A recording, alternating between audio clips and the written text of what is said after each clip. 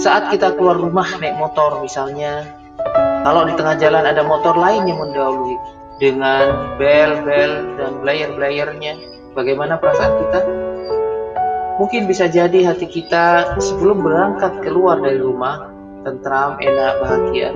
Namun setelah di jalan ada aura panas yang menyelimuti hati kita. Cerita lain saat kita sebelum pegang HP terasa sangat bahagia. Namun setelah pegang HP, baca status teman kita atau baca grup WA, ternyata membicarakan tentang kita. Apalagi yang bicarakan sesuatu yang negatif. Bagaimana perasaan kita? Begitu juga dengan cerita-cerita yang lain. Ternyata hati kita itu bisa bahagia, bisa senang, atau bahkan bisa sumpah atau sakit hati dalam rentang waktu yang sangat cepat. Dan kalau kita lihat faktor paling banyak yang mempengaruhi kondisi hati kita adalah eksternal. Coba kita ingat diri kita.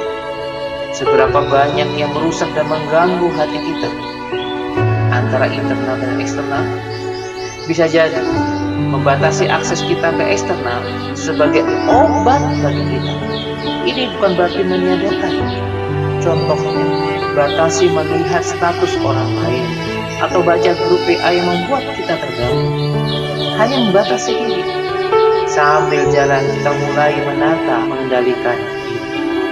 Ala bidzikrillahi tatma'innul qulub.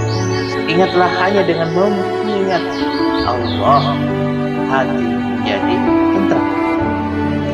Momentum Ramadan saat yang sangat tepat untuk merekatkan hati kita pada hati kita jangan mau diganggu orang lain, karena kebahagiaan itu milik kita. Yang menentukan kebahagiaan itu internal kita, bukan orang lain. Jangan sampai kebahagiaan kita hilang karena dirampas oleh orang lain. Kebahagiaan itu mahalnya luar biasa.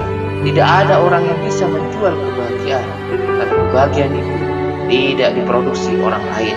Kebahagiaan itu hanya ada pada hati kita.